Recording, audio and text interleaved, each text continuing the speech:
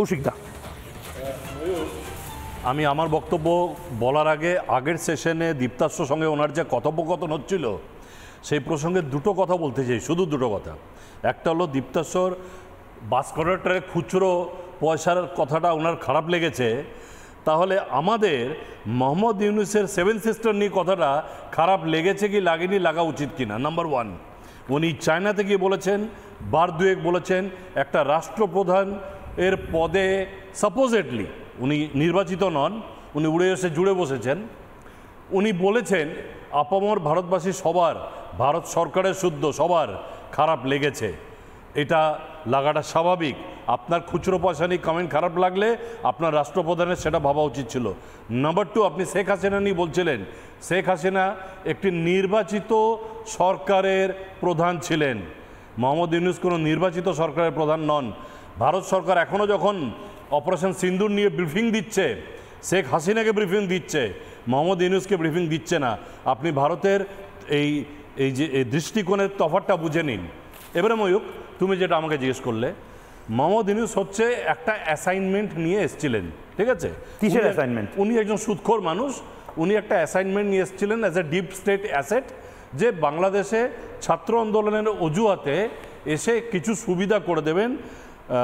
মায়ানমারে যে Arakan army fight করছে, চায়নার একটা করিডোর সি পোর্ট অব্দি আসার চেষ্টা করছে, সেটাকে কিভাবে আটকানো যায় ইত্যাদি, এই অ্যাসাইনমেন্ট নিয়ে উনি এসেছিলেন। সেন্ট মার্টিন যদি আমেরিকার হাতে দেওয়া যায়, শেখ হাসিনা দিতে চাননি, সেই অ্যাসাইনমেন্ট নিয়ে এসেছিলেন। এসে উনি একটু বেশি উচ্চাসা করে ফেলেছেন। কি করেছেন? আর্মিকে সঙ্গে না নিয়ে আমেরিকাকে করিডোর দিয়েছে, সেন্ট মার্টিনের হাত বদল করে ফেলেছে, এবং দেশের সর্বত্র আইন শৃঙ্খলা মানে মব আদালত চলছে। নুসরাত ফারিয়াকে তুলে নিল, মবক্রেসি চলছে। নুসরাত ফারিয়াকে তুলে নিল, ইন্টেলেকচুয়ালদেরকে ঘরে জেলে তুলে নিচ্ছে, অমুকের বাড়িতে হামলা করছে, উপদেষ্টারা সমন্বয়করা যা তা কথাবার্তা বলছে, আজকে আবার ক্ষমা চাইছে। এবারে উনি এতটাই উচ্চাভিলাষী, উনি নিজের ওজনের বাইরে পা ফেলেছেন। শুধু তাই নয়, আরেকটা জিনিসও কৌশিকদা, আমি আপনাকে একটু থামাচ্ছি, কারণ আমার কাছে সূত্রের যা খবর, মোহাম্মদ ইউনুসের গোটা শপথটাই হয়তো বেআইনি।